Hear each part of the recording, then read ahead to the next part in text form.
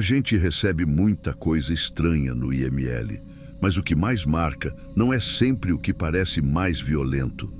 Esse caso começou tão normal que ninguém imaginava onde ia parar. Naquele dia, meu plantão começou às 7 da manhã. Eu já estava no vestiário trocando de roupa, quando o rádio avisou que vinha transporte da capital para cá. 3 corpos, mesma ocorrência.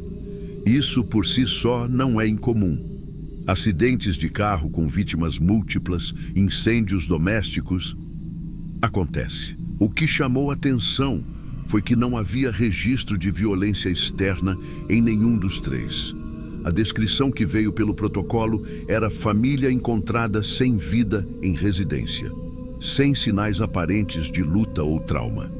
Assinei o livro de entrada e fui até a área de descarregamento. A viatura já estava encostada. Os corpos vinham em sacos pretos, lacrados, cada um com etiqueta de identificação provisória. Masculino adulto, feminino adulta, masculino criança. O transporte deixou claro que não havia urgência policial imediata. Não tinha perito acompanhando, só os auxiliares de remoção. Isso geralmente significa que a cena já foi liberada e que, pelo menos para a investigação inicial, nada indicava crime evidente. O procedimento é sempre o mesmo: recebimento, conferência dos lacres, anotação dos números de ocorrência. Fizemos a checagem visual externa sem abrir os sacos ainda. Depois, levamos para a câmara fria. 3 gavetas, lado a lado. É um lugar silencioso, tirando o som constante do compressor. Quem não está acostumado acha estranho, mas pra gente é rotina. No início do plantão, a prioridade era organizar a ordem das necropsias do dia. Tínhamos mais 4 casos pendentes, mas como esses 3 eram do mesmo endereço, decidimos abrir juntos. Isso facilita, porque qualquer padrão observado já é registrado nos 3 simultaneamente. Na sala de necropsia, a rotina começa com a inspeção externa. O pai estava na casa dos 40 e poucos anos, pele clara, sem marcas de violência, coloração cadavérica homogênea, livores fixos em regiões compatíveis com posição de decúbito dorsal, sem ferimentos, sem hematomas, sem queimaduras. A mãe, aparência similar, pele pálida, mesma coloração, mesmos livores.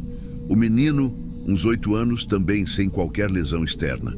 Até aí, a hipótese que todos comentavam era vazamento de gás. Já vi vários casos assim. Pessoa dorme, respira o monóxido, não acorda. Mas logo de cara, olhando a coloração, não parecia. O tom rosado característico não estava presente. Era mais uma palidez uniforme. Depois da inspeção externa, passamos para a pesagem e medição. Altura, peso, conferência de vestimentas. Eles usavam roupas de dormir, limpas, sem manchas.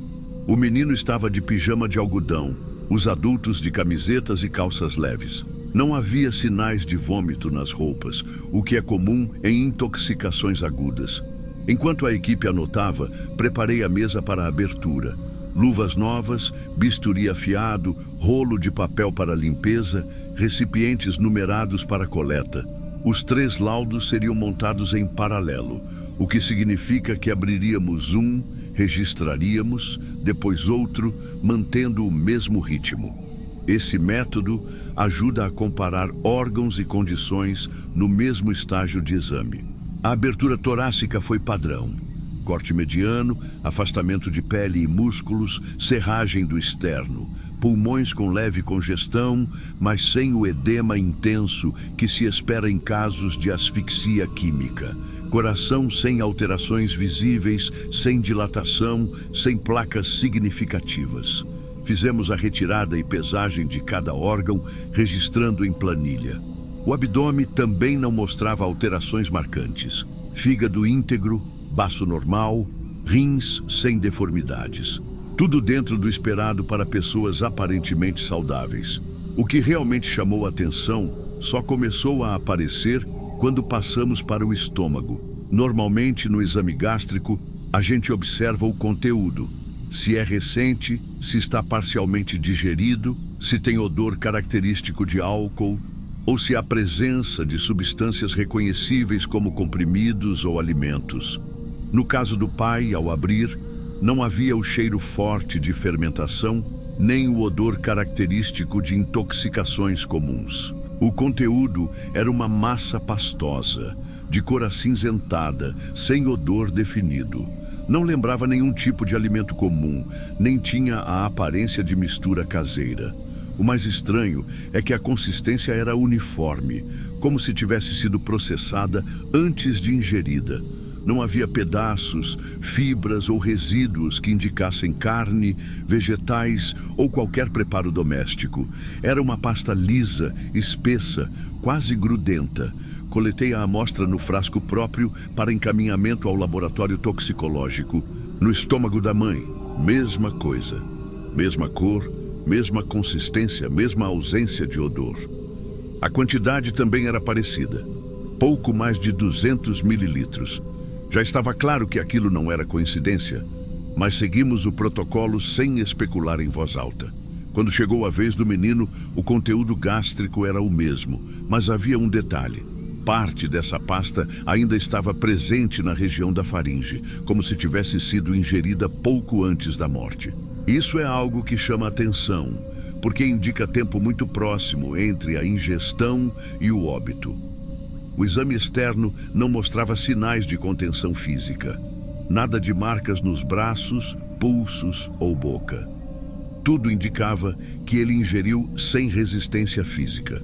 Mesmo assim, a presença daquela substância na garganta é incomum, especialmente sem sinais de engasgo. Fechamos a primeira etapa do exame com a coleta de amostras para o toxicológico. Encaminhamos com a classificação inicial. Substância não identificada, possível ingestão simultânea. Por enquanto, o protocolo seguia, mas internamente já sabíamos que aquilo não aparecia todo dia. A gente aprende que nem sempre vai ter resposta, mas quando é uma família inteira, do nada, a pressão para dar uma explicação é muito maior. No mesmo dia, depois de fechar os corpos, as amostras seguiram para o laboratório de toxicologia. Isso é feito sempre em frascos devidamente lacrados, com etiqueta que inclui número de ocorrência, tipo de amostra e origem, no caso, conteúdo gástrico. Também encaminhamos sangue e urina, quando possível coletar, para exame. Nos adultos, conseguimos as 3 coletas padrão. No menino, pela pouca idade e pela posição em que foi encontrado, a urina era mínima. O resultado não sai na hora. O laboratório leva, no mínimo, 24 a 48 horas para um laudo preliminar. Até lá, o que a gente tinha era só descrição visual e registro fotográfico do conteúdo. Na sala dos legistas, entre um caso e outro, o assunto voltou algumas vezes. Todo mundo que estava no plantão sabia que aquela pasta acinzentada não lembrava nada que já tivesse aparecido. Não era como veneno em pó dissolvido, que costuma deixar resíduos visíveis. Também não lembrava papa infantil ou suplemento líquido, que tem cheiro e cor diferentes. Do ponto de vista médico-legal, sem uma substância identificada, não dá para cravar intoxicação. E sem lesões internas compatíveis, também não havia outro mecanismo óbvio de morte. Ou seja, o laudo ia depender quase totalmente do que o laboratório encontrasse. 2 dias depois, o laudo parcial chegou. Li o documento no mesmo balcão onde recebemos os corpos. A análise básica de tóxicos comuns, álcool, drogas ilícitas, pesticidas, medicamentos controlados, deu negativa em todos os 3. Não havia metais pesados detectáveis, nem solventes, nem alcaloides conhecidos. O que constava no relatório era praticamente uma repetição do que já tínhamos escrito na descrição inicial. Material pastoso, coloração acinzentada, odor não característico, composição química não identificada em painel padrão. Ou seja, não avançamos nada. Quando isso acontece, a recomendação é enviar para a análise mais avançada, que geralmente vai para a capital, em um laboratório central com equipamento de espectrometria de massa. Fizemos o encaminhamento, mas já sabíamos que levaria semanas. Enquanto isso, o inquérito policial precisava de um laudo provisório. O documento que preparamos foi: morte por causa indeterminada, possível ingestão simultânea de substância não identificada. É a forma mais precisa e, ao mesmo tempo, mais vaga que existe. Algumas vezes, nesses casos, familiares aparecem para buscar informações ou liberar o corpo. Não foi o que aconteceu aqui. Nenhum parente ligou, ninguém apareceu. Conferimos com a Polícia Civil e a resposta foi que não houve contato de familiares próximos e que o endereço informado está desocupado. Era como se aquela família não tivesse vínculos. Internamente, alguns comentaram a possibilidade de intoxicação alimentar com substância industrial, mas isso normalmente deixa marcas nos órgãos e, principalmente, tem odor. No caso deles, o odor era praticamente inexistente. Isso incomodava mais do que se fosse algo claramente tóxico. Enquanto esperávamos o resultado final, o trabalho seguia. Outros corpos chegavam, outras autópsias aconteciam, mas sempre que passava pela câmara fria e via as 3 gavetas lacradas, lembrava daquele detalhe na garganta do menino. É raro ver resquício de alimento tão próximo da traqueia sem sinais de aspiração. E ainda assim, não havia espuma, líquido ou marcas que indicassem sufocamento. Uma semana depois, a resposta do laboratório central chegou. Abri o e-mail no computador da chefia. O documento era curto. Análise complementar não identificou substância conhecida no material analisado. Amostras insuficientes para análise mais aprofundada. Resultado inconclusivo. Basicamente nada. No protocolo do IML, quando a causa da morte não é determinada mesmo após exame toxicológico, a gente fecha o caso como morte por causa indeterminada. É frustrante, mas acontece. O problema é que nesse caso eram 3 pessoas, no mesmo dia, na mesma casa, com a mesma substância no estômago, e mesmo assim não havia explicação. Depois do laudo final, o fluxo seguiu como sempre. Encaminhamento para liberação. Sem família para reclamar, o destino era o mesmo. Sepultamento como indigente em cemitério público. Esse processo é frio, burocrático. Prepara-se um ofício, coloca-se o corpo na urna simples, anota-se o número da cova e pronto. No plantão seguinte ao sepultamento, um dos auxiliares comentou, quase em tom de desabafo, que nunca tinha visto uma família inteira ser enterrada sem que ninguém aparecesse nem para perguntar. Mas a conversa não foi para frente. No IML, certos assuntos morrem no corredor. O registro do caso ficou arquivado como todos os outros. Na minha gaveta guardei uma cópia do laudo, não porque fosse proibido, mas porque me incomodava não ter resposta. A descrição era seca: peso dos órgãos, ausência de lesões, conteúdo gástrico não identificado. Nenhuma linha dava pista de quem eles eram ou por que morreram. Depois do sepultamento, o assunto simplesmente sumiu da rotina. Não houve retorno de inquérito, nenhuma solicitação extra de exame, nenhuma visita de investigador. No sistema, o caso constava como encerrado. E isso, para a instituição, basta. Nos dias seguintes, eu ainda passava pela câmara fria e, por hábito, olhava para o espaço onde as 3 gavetas tinham ficado. Estavam ocupadas por outros corpos, de outros casos. Aqui, a rotação é constante. O que sai hoje é substituído amanhã. Mas aquela família ficou na minha memória de um jeito diferente. A lembrança não era do rosto deles ou do momento da abertura. Era da substância. Aquela pasta cinza, lisa, sem cheiro, presa ainda na garganta do menino.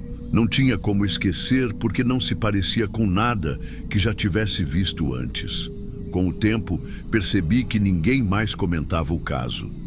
É comum que um ou outro profissional mencione histórias incomuns meses depois, mas dessa vez não.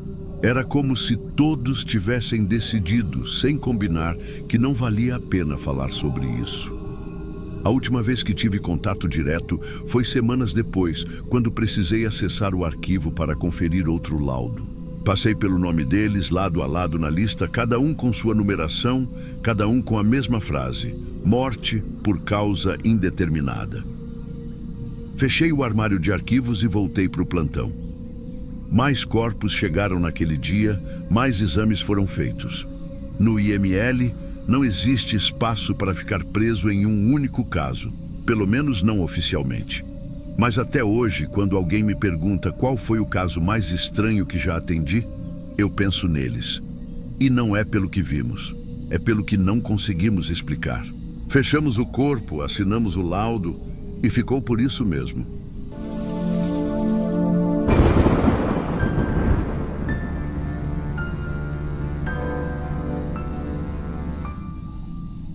Eu sempre digo que o IML é o tipo de lugar onde você só acha que já viu de tudo, até o plantão seguinte. E naquela noite eu aprendi isso na prática. Era sexta-feira, começo de noite. Eu tinha entrado às 19 horas, já com o aviso de que o plantão ia ser pesado. Sexta é sempre assim. Acidentes, ocorrências policiais, transferências de hospital e, quando junta tudo, o fluxo não para. O IML da capital onde eu trabalho não é pequeno, mas vive no limite da capacidade. As câmaras frias raramente ficam com vaga. Assim que cheguei, passei direto pela recepção interna e fui para a sala dos laudos. Sempre começo conferindo o que já entrou e o que está a caminho. O técnico de necropsia me encontrou no corredor com 2 fichas na mão.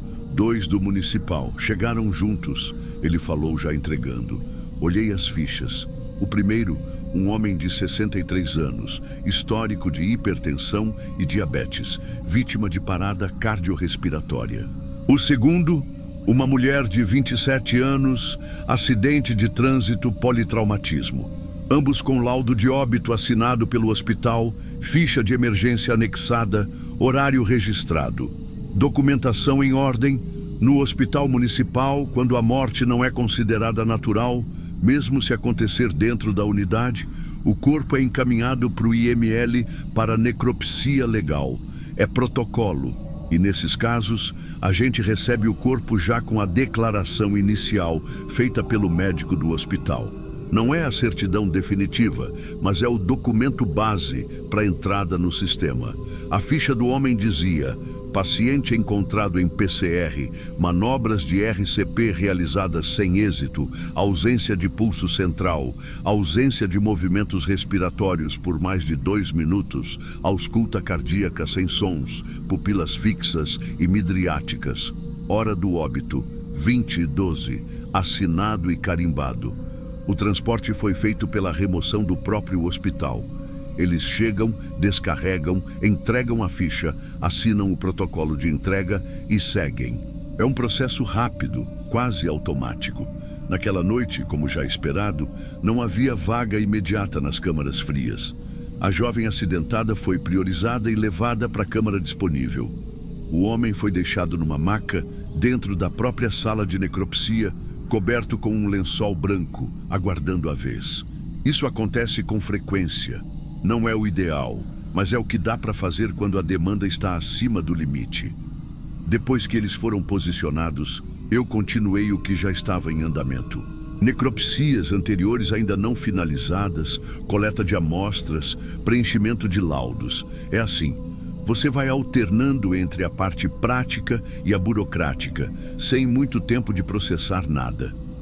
Voltei na sala de necropsia algumas vezes para pegar material, mas não me aproximei da maca do homem. Ele estava lá no canto, coberto até os pés, corpo estendido como qualquer outro que chega no plantão. Era só mais uma ficha. Por volta de 22, terminei um caso e fui preparar o material para começar a necropsia dele. Peguei luvas novas, máscara, jaleco limpo. Entrei na sala e, no meio do silêncio, ouvi um som baixo, contínuo, abafado. Parei por instinto. Era um som que eu conhecia, mas que não esperava ouvir ali. No primeiro segundo, Pensei em vazamento de ar comprimido ou algum equipamento ligado. Olhei ao redor. Nenhum compressor ligado, nenhum aspirador. Só as macas e o som distante do corredor. O som vinha da direção da maca. Era como se fosse um sopro raso, repetitivo. A gente aprende, trabalhando com corpos, que gases escapam, especialmente nas primeiras horas. Mas aquilo não era um escape único ou aleatório. Era ritmado, fraco, mas constante. Aproximei. Encostei a mão sobre o lençol na altura do tórax e senti um movimento mínimo, quase imperceptível. Mas ali, subindo, descendo, subindo, descendo. Afastei o lençol até o peito. O rosto estava pálido, lábios arroxeados, mandíbula relaxada. Nenhum sinal de consciência, mas o tórax se movia. Pouco, lento, mas de forma sincronizada. Não era um espasmo, não era liberação passiva, era esforço respiratório. Peguei o estetoscópio, coloquei no tórax, coração, silêncio absoluto. Pulmões. Havia ar entrando. Pouco, irregular, mas havia. Meu cérebro tentou encontrar explicação lógica. Respiração agônica. Atividade residual do tronco encefálico. Mas 2 horas depois da declaração de óbito, saí da sala e fui chamar o legista mais experiente do plantão. Ele entrou, foi até a maca, levantou o lençol até o peito. Observou em silêncio por uns segundos. Pegou meu estetoscópio, auscultou. Checou pupilas. Largou o estetoscópio na bandeja e falou, seco. Esse homem morreu aqui. Não estava morto quando chegou. Ninguém falou mais nada por alguns segundos. O ar na sala parecia mais pesado. Ele anotou o horário real do óbito ali mesmo. Depois, conferimos de novo a ficha do hospital. Nenhum registro de ECG contínuo, nenhuma informação sobre tempo total de manobras.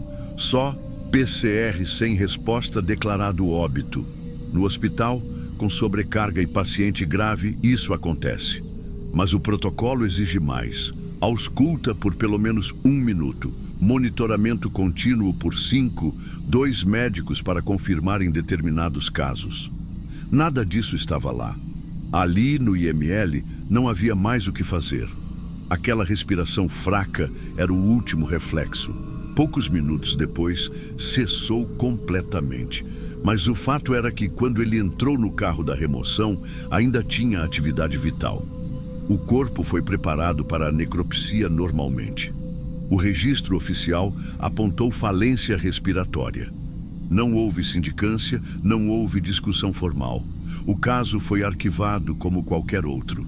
Eu continuei o plantão, mas aquela imagem ficou na minha cabeça. O som baixo, contínuo, o movimento mínimo sob o lençol.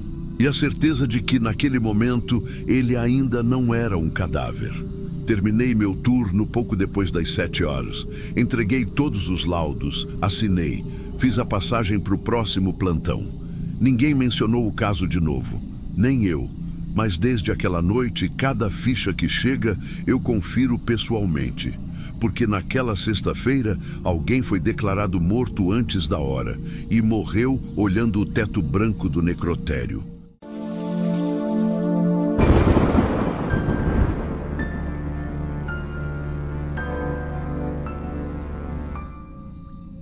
Eu lembro do rosto dele como se fosse ontem. Não porque era alguém que eu conhecia, mas porque passei mais de meia hora olhando. E quando você passa tanto tempo com um corpo, fazendo cada etapa do protocolo, não tem como esquecer. Era um homem de 49 anos, paciente antigo do hospital. Eu já tinha acompanhado alguns casos dele, enquanto ainda estava internado, mas quem fez o óbito foi outro plantão. Quando recebi a chamada, já estava no setor de necropsia. Primeiro passo foi a identificação. Pulseira no punho, nome completo, data de nascimento, número de prontuário. Conferi letra por letra com a ficha que veio junto. Tudo batendo. O corpo estava na maca de transporte coberto. Ao retirar o lençol, vi que o rosto estava levemente inchado, principalmente na região dos olhos e bochechas. Edema pós-internação longa, nada fora do comum. A barba estava por fazer, o cabelo um pouco oleoso. Eu já tinha visto aquela aparência muitas vezes. E não é agradável, mas faz parte. Segui para o registro fotográfico. É obrigatório anexar ao prontuário antes do fechamento do saco. Fotografei o rosto de frente, depois perfil direito e esquerdo e, por fim, um registro do corpo inteiro. Todas as fotos com a etiqueta de identificação visível no canto. Depois, fiz os cuidados post-mortem. Higienização rápida, reposicionamento dos braços, fechamento dos olhos. Conferi se não havia nenhum pertence pessoal. Nada. Em seguida, coloquei o corpo no saco cadavérico branco, zíper até o final, etiqueta presa na alça com caneta hidrográfica, reforçando o número. Anotei no livro físico do setor o horário exato de fechamento e a minha assinatura. O som do zíper fechando sempre me dá uma sensação estranha. É como um ponto final, mas naquele dia não teve nada de diferente. Arrastei a maca até a câmara fria, conferi o número da gaveta, encaixei o corpo e registrei no sistema interno. O compressor da câmara estava mais alto que o normal, aquele ronco constante que você sente vibrar no chão. Trabalho feito, tudo dentro do padrão. Sem falhas. 3 dias depois, voltei para o necrotério porque a liberação para a família já estava autorizada. A rotina é simples. Abrir a gaveta, conferir etiqueta, verificar se o corpo está nas condições corretas, fazer o registro final e entregar ao agente funerário. Eu já estava no automático, mas quando o zíper foi aberto, eu travei. O rosto não era o mesmo que eu preparei. Eu fiquei olhando por alguns segundos, tentando achar alguma explicação rápida. A etiqueta na alça do saco era a mesma que eu mesma tinha preenchido. O número da gaveta certo, a ficha presa na prancheta sem alteração. Mas o rosto... não. A primeira coisa que me chamou a atenção foi que estava mais fino. O inchaço tinha sumido, e até aí normal, porque o edema pode regredir nos dias seguintes. Só que não era só isso. O formato do queixo parecia diferente, o nariz um pouco mais afilado. O cabelo, que antes era castanho escuro, agora estava visivelmente mais claro, como se fosse castanho médio puxando para o loiro nas pontas. E tinha uma coisa impossível de ignorar. Uma cicatriz horizontal, discreta mas nítida, na base do pescoço.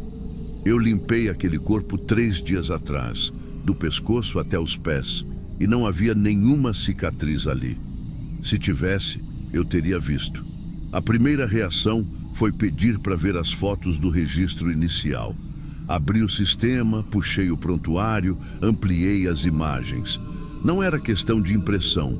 A pele do pescoço estava limpa nas fotos. A barba por fazer estava no mesmo tamanho, mas o tom de pele era diferente. Chamei o técnico que estava comigo na sala para confirmar. Ele olhou, comparou com a tela e disse que o rosto parecia o mesmo, só mais emagrecido. Eu insisti, mostrando a cicatriz. Ele deu de ombros. Pode ser marca que apareceu depois. Sei lá, alguma mancha que ficou mais visível. Mas aquilo não era mancha. Ainda assim, segui o protocolo. Conferência dupla com outro profissional. Chamei o chefe da patologia. Ele veio, examinou rápido e falou com toda a segurança. É o mesmo corpo. O edema reduziu, a palidez aumentou, muda bastante a fisionomia, a cicatriz provavelmente passou despercebida antes. Eu respondi que não tinha como, que eu mesma lavei aquele pescoço. Ele só repetiu que estava tudo conforme o protocolo e que não havia inconsistência nos registros. Voltei a olhar para o rosto. Não era só a diferença física. Era a sensação de estar diante de outra pessoa, parecido o bastante para enganar foto, ficha, sistema, mas não quem teve que olhar nos olhos dele. 2 vezes.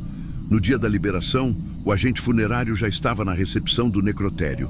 Assinou a documentação, conferiu a etiqueta e me acompanhou até a câmara fria.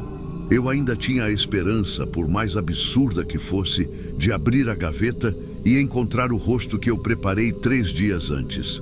Mas quando puxei, Era o mesmo que vi no dia anterior. Mais magro, cabelo mais claro, a cicatriz no pescoço. O agente olhou rápido, confirmou com a ficha e se afastou para buscar a maca de transporte.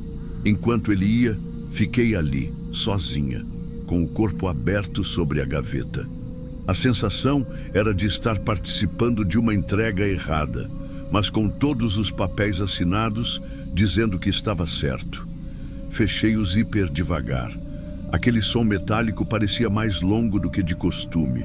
Fiz o registro final no sistema, anotei o horário de retirada e assinei a liberação. O agente levou o corpo pelo corredor até a porta de saída. Eu segui alguns passos atrás. Ele passou pela porta e a maca sumiu da minha vista. Voltei para a sala, sentei na cadeira e fiquei olhando para a tela do computador. Todas as conferências estavam lá. Etiqueta, número da gaveta, fotos iniciais, assinatura do chefe da patologia confirmando. No papel, tudo perfeito. Mas eu sabia. Eu vi aquele homem. Eu preparei, e o que foi embora naquele dia não era ele.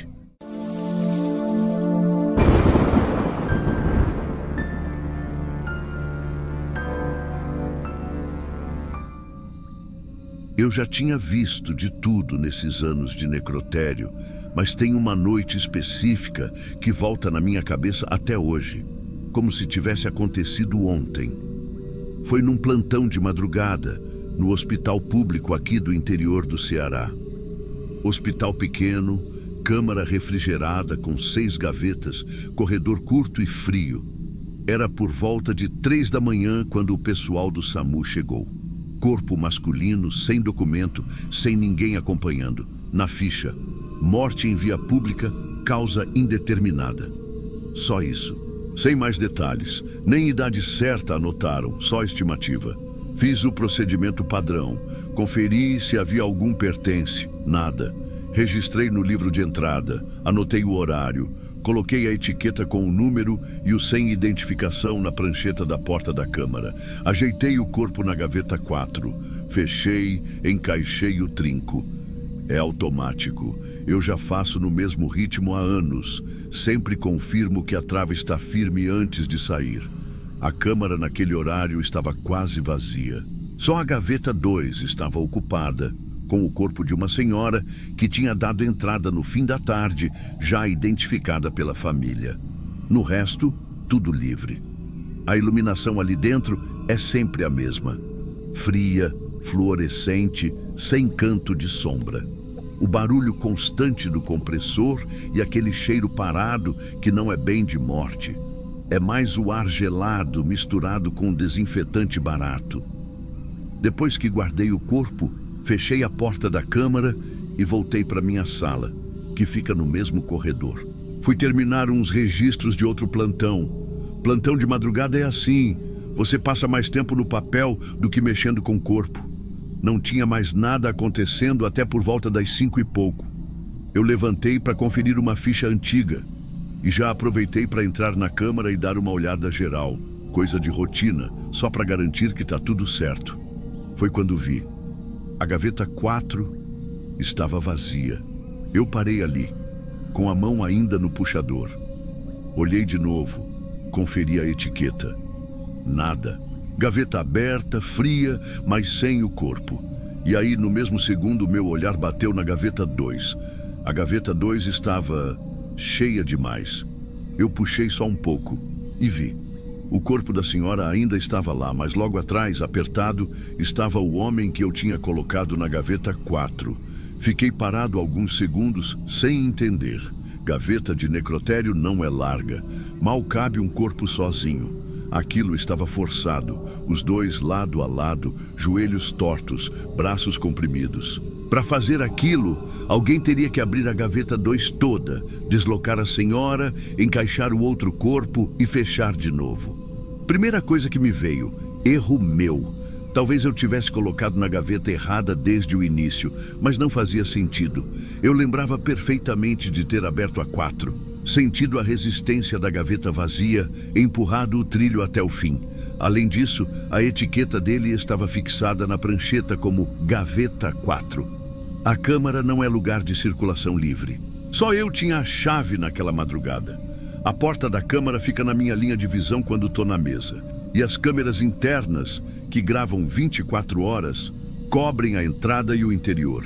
Fui direto para o computador puxar o registro das últimas horas. Nada. Ninguém entrou. Nenhuma gaveta aberta. Só eu, às 3 da manhã, guardando o corpo. Depois, silêncio. Voltei para a câmara para ver de novo. Foi quando notei que a porta não estava fechada como eu tinha deixado. O trinco não tinha girado até o fim. Estava só encostado. E a etiqueta com o nome sem identificação e o número da gaveta tinha sumido da prancheta. O corredor estava do mesmo jeito de sempre. Luz fria, ar parado, aquele zumbido baixo das máquinas. Nenhum sinal de arrombamento, nada fora do lugar, mas a gaveta 4 seguia aberta, vazia, e a 2 ainda com os 2 corpos espremidos. Naquele momento, o mais lógico era comunicar à chefia, e foi o que eu fiz. Liguei para o superior de plantão. Ele ouviu tudo em silêncio, sem fazer pergunta. Só respondeu: corrige isso aí e segue o protocolo. Desliguei o telefone e fiquei ali, parado, com aquela resposta martelando na cabeça. Corrige e segue o protocolo. Abri a gaveta 2 inteira com cuidado, como se não quisesse incomodar ninguém. Tirei o corpo do homem primeiro. Reposicionei a senhora como estava antes. Levei ele de volta para a gaveta 4, fechei, travei o trinco. Recoloquei uma nova etiqueta na prancheta, como se fosse a original. No livro de registros, ajustei o horário e o número da gaveta, exatamente como me pediram. Oficialmente, nada tinha saído do lugar. Não houve investigação, não houve chamada para segurança, não houve reunião sobre procedimento incorreto. O corpo do homem ficou ali por mais 2 dias, até ser liberado para enterro como indigente, sem documento, sem família, sem nome. Eu segui trabalhando como se nada tivesse acontecido, mas toda vez que eu precisava abrir a câmara, meus olhos iam direto para a gaveta 4. E, mesmo sem querer, eu conferia a trava 2, 3 vezes antes de sair. Nunca mais aconteceu nada parecido. E talvez seja justamente por isso que aquilo me incomoda tanto. Não foi um padrão, não foi um erro recorrente. Foi só aquela vez. Eu nunca mais mexi com a gaveta 4 depois daquilo. Pode parecer paranoia minha, mas tem coisa que a gente aprende a respeitar no silêncio. E ali, alguma coisa me mostrou que o morto nem sempre fica onde a gente coloca.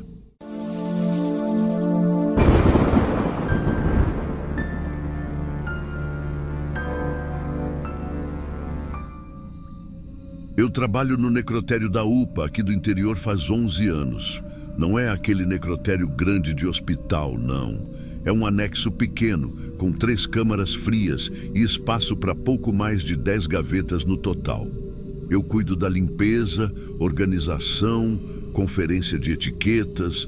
Nada que impressione, mas é um trabalho que exige cuidado. Aqui a gente aprende cedo que não dá para ter pressa, nem criar caso com o que vê. E vê de tudo. No começo, confesso que eu até tentava lembrar dos nomes. Hoje, não. Aqui dentro a gente trabalha por número, não por nome. Entra, confere a etiqueta, vê se está fechada, limpa por fora e pronto. É assim com todo mundo. Seja alguém com família esperando lá fora ou um corpo que ninguém veio buscar. Foi numa manhã de segunda que ele chegou. Homem, uns 50 e poucos anos, sem documento, sem acompanhante. Trouxeram da rua, disseram que ele passou mal e não resistiu. O pessoal do atendimento registrou como indigente, colocou um número no papel e me chamou para levar para a câmara. Eu vi que ele ainda estava com a roupa simples do dia a dia, calça clara, camisa de botão. Parecia limpo, como quem estava indo trabalhar ou voltando para casa. Mas isso não muda nada no procedimento. Etiqueta, ficha, gaveta. O caixão de indigente é sempre o mesmo. Madeira fina, tampa simples, nada de acabamento. Colocamos ele no lugar e pronto. No sistema, ficou marcado que a funerária da prefeitura viria buscar no dia seguinte. Só que no dia seguinte, nada. Entrei para limpar. conferi a temperatura, olhei as gavetas, estava tudo certo. Na dele, mesma coisa, fechado, ficha pendurada, sem sinal de problema. Pensei, deve ser atraso, amanhã eles vêm. No terceiro dia, passei pela sala da coordenação e perguntei. A moça da assistência social disse que a funerária não tinha recebido a ficha, que ia reenviar. Aqui isso acontece, papel que some, mensagem que não chega. Eu não dei muita importância, mas já anotei no meu caderno, dia 3, ainda na gaveta 7. No quinto dia, comecei a perceber uma coisa.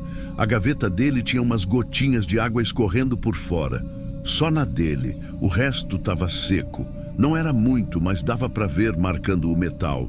Pode ser condensação. Acontece às vezes quando abre muito a porta da câmara.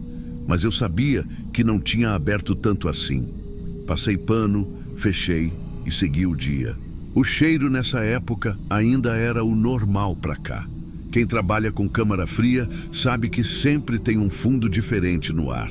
Não é forte, não é podridão, é como se fosse o cheiro da própria máquina misturado com um pouco de produto de limpeza. E estava assim, nada fora do comum. No sétimo dia, voltei e as gotinhas estavam lá de novo. Mesmo lugar, mesma gaveta. Dessa vez, fiquei mais tempo olhando. Passei o pano, fui guardar o balde e fiquei na porta da câmara, ouvindo o barulho do motor. É um som contínuo, grave, como ventilador de geladeira grande. Mas no meio dele, por uns 2 segundos, ouvi um rangido bem baixo, como madeira se ajustando. Pode ter sido o caixão se acomodando, pode ter sido outra coisa. Aqui dentro, som estranho não é novidade. Só que eu olhei para o relógio e anotei de novo. Dia 7, água e rangido. A essa altura, ninguém falava mais dele na área administrativa.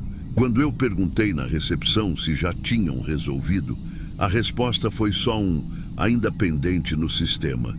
Isso, para mim, significava que ele ia continuar lá.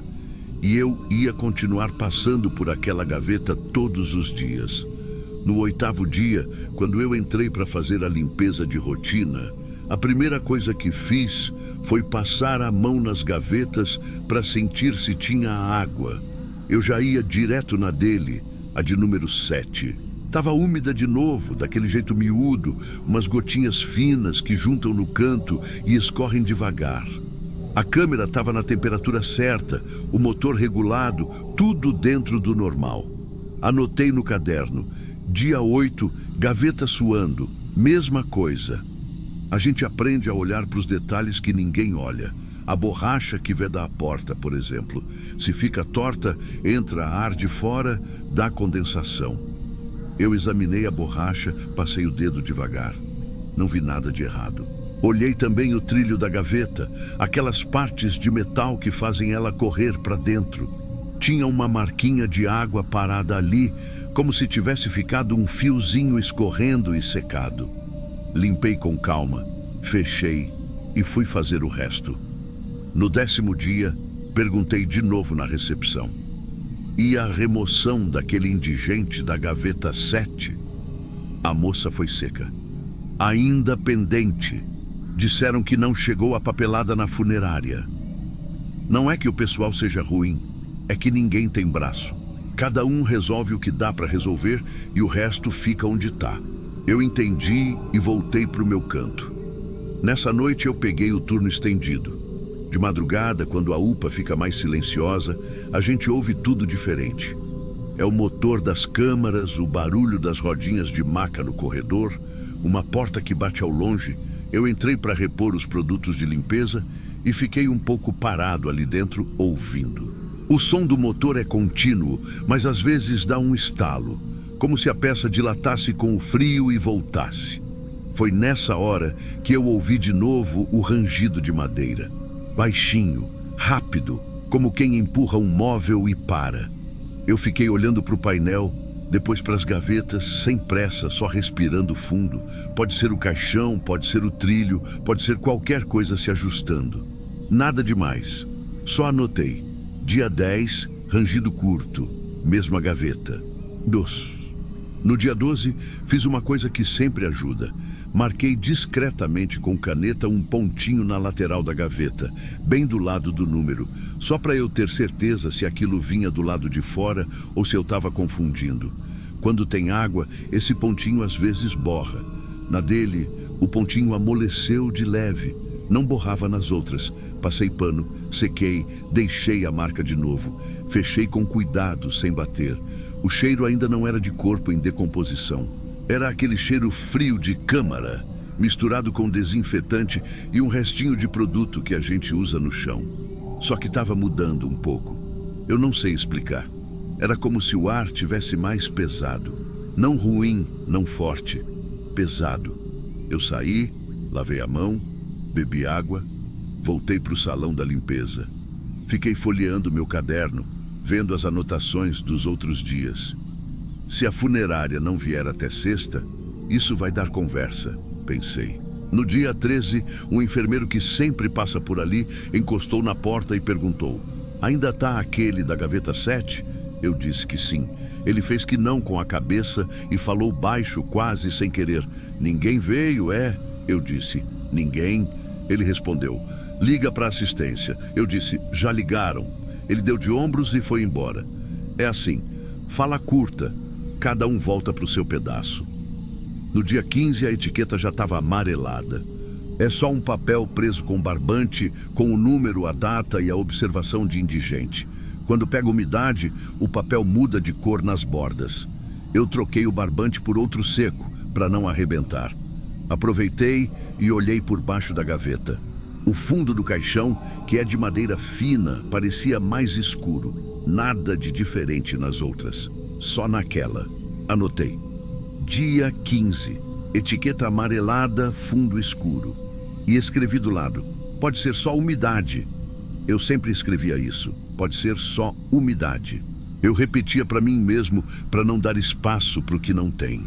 Tentei apertar os parafusos da frente da gaveta, que às vezes ficam frouxos com o uso. Não tinha nada folgado. Toquei a lateral, vi que a pintura do metal estava com 3 riscos novos, bem finos, na altura de onde fica o trilho. Coisa de abrir e fechar muitas vezes? Talvez. Mas eu não tinha aberto tantas vezes assim. Passei o dedo, senti um leve pó de ferrugem. Limpei. No dia 16, a assistência social apareceu cedo, carregando uma pasta. Diz que já mandaram para a funerária, estão verificando o carro. Eu assenti. Já ouvi isso antes. Às vezes o carro quebra, às vezes falta motorista, às vezes falta uma assinatura. Enquanto isso, o corpo fica, e a gente cuida do que dá para cuidar. Temperatura, limpeza, etiqueta. O resto é esperar. No dia 17 tinha mais água. Não era muito, mas tinha uma linha mais comprida descendo do puxador metálico até quase a metade da frente da gaveta. Eu sequei 2 vezes no mesmo turno. A câmera estava no frio certo. Conferi o termômetro manual e o painel. Tudo ok.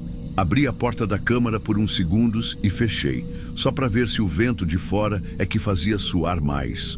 Na hora que fechei, o motor deu aquele tranco normal e, de novo, o rangido. Dessa vez foi um pouco mais demorado, como se a madeira estivesse pesada. Eu fiquei parado, olhando para o chão pensando: madeira molhada range mais. Simples. Eu tinha o hábito de bater com a unha, de leve, no metal ao lado do número. É um toque seco que me ajuda a sentir se a gaveta está bem encaixada. Na dele, o som parecia um pouquinho mais abafado. É a umidade por trás, eu pensei. Escrevi isso no caderno. Eu gostava de ter resposta para tudo, mesmo quando eu sabia que a resposta era não sei. No dia 18, quase no fim da tarde, a coordenação me chamou para dar uma geral, que iam trazer mais 2 corpos. Fui direto preparar espaço, organizar as gavetas vazias, conferir as etiquetas. Nessa confusão, abri e fechei 2 gavetas do lado da 7 só para checar se estava tudo correndo no trilho macio. Tava. Quando passei pela dele, encostei a palma da mão. Tava fria, claro, como todas. Mas a umidade fazia a mão colar um tiquinho.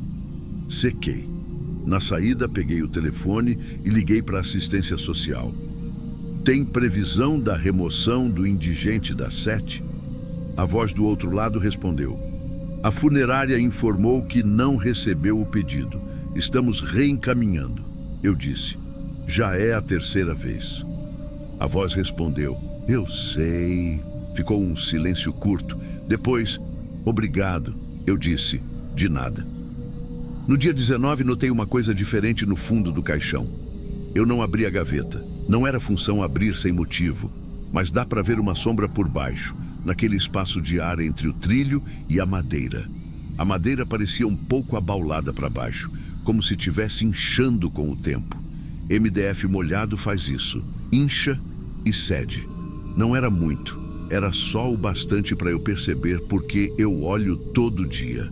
Escrevi. Dia 19, fundo começando a ceder, possível umidade. E desenhei uma setinha no caderno, apontando para o desenho tosco que eu fiz da gaveta. Também escrevi outra coisa. Desde o dia 7, sempre gota. Só nele. Eu precisava ver o padrão. Não para acusar ninguém, não para provar nada. Só para dizer para mim mesmo que eu não estava inventando, que eu estava vendo. No dia 20, o ar estava diferente. Não era fedor. Não era aquele cheiro que marca a roupa da gente e que a gente tem que lavar forte quando chega em casa. Era um cheiro parado. Como quando a gente entra num quarto que ficou fechado muito tempo. O ventilador do teto da sala do necrotério girava e quase não mexia o ar. Eu desliguei e liguei de novo, só para ouvir o clique, aquele barulhinho seco que me lembra que a gente ainda tem algum controle ali. Fiz a limpeza como sempre. Pano, produto, passa no metal, seca. Quando fui na 7, o pano ficou mais úmido no primeiro toque. Passei de novo. A etiqueta agora tinha uma borda mais escura, quase como se tivesse encostado numa poça minúscula e absorvido por capilaridade. Troquei a etiqueta por outra igual. Escrevi o número e a data de novo, firme, e amarrei com barbante novo. Falei alto, só para mim. Pronto. Ninguém respondeu. Eu pensei em abrir e checar o que podia estar soltando água, mas não era meu papel abrir. A regra é clara. Só abre quando é para entrar ou sair com registro. Qualquer coisa fora disso vira problema. E aqui todo mundo evita problema. Eu também. Mais tarde, o coordenador passou e perguntou, do jeito prático dele. Tudo certo na câmara? Eu disse, tudo no frio certo. A 7 tá suando mais. Ele disse, borracha? Eu, parece não. Pode ser a madeira por dentro. Ele, anota. Eu, tá anotado. Acabou a conversa ali. Ele confiava em mim para cuidar do básico. E eu fazia o básico bem feito. Na saída, antes de apagar a luz, encostei a testa na porta de metal por um segundo, só sentindo o frio do lado de fora. Fiz isso sem pensar.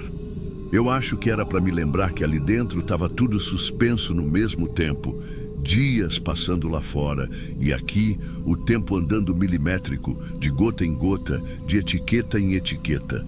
Voltei para o corredor com o barulho das rodinhas de uma maca vindo lá de longe.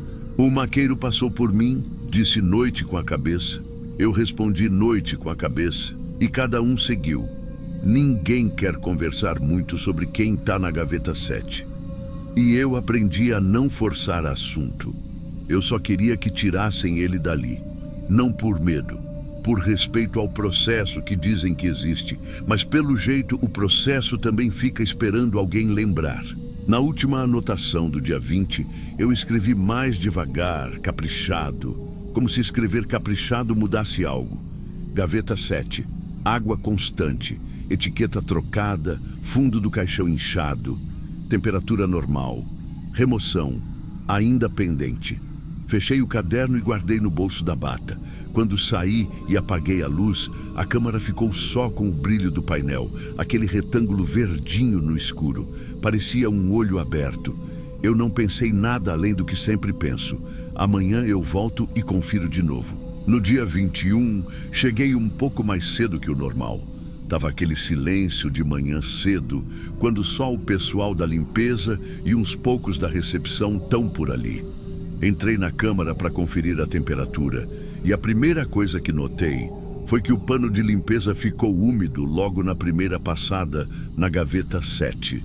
Não era escorrendo, mas era o suficiente para deixar a mão fria por baixo da luva. A etiqueta que eu tinha trocado no dia 20 já estava com a ponta levemente amolecida.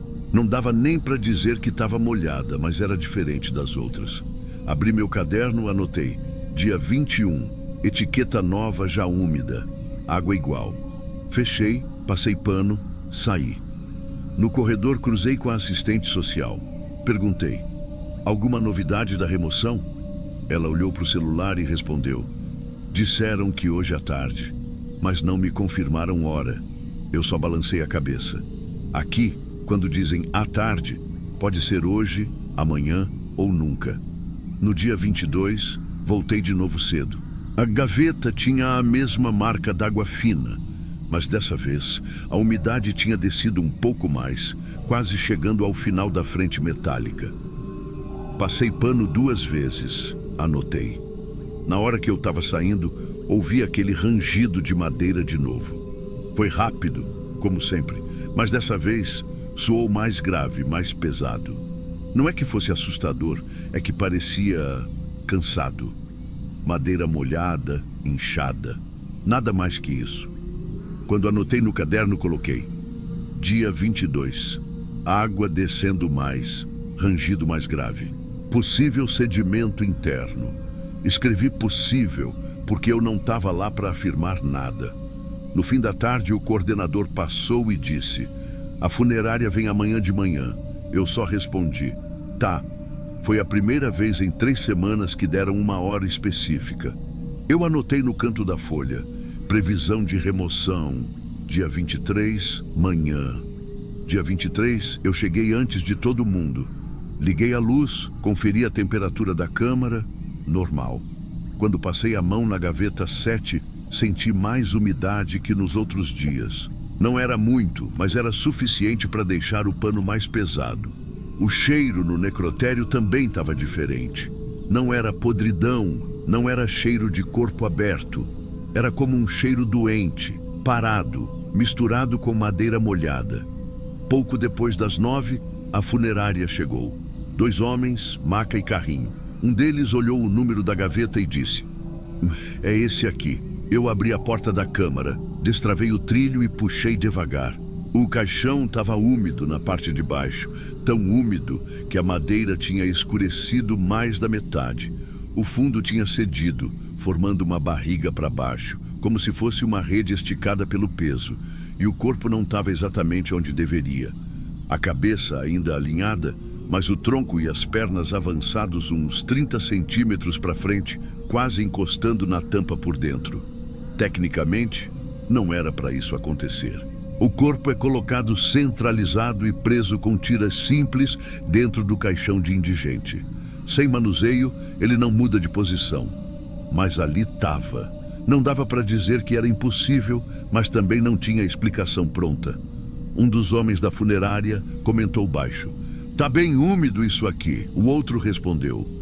Vamos agilizar.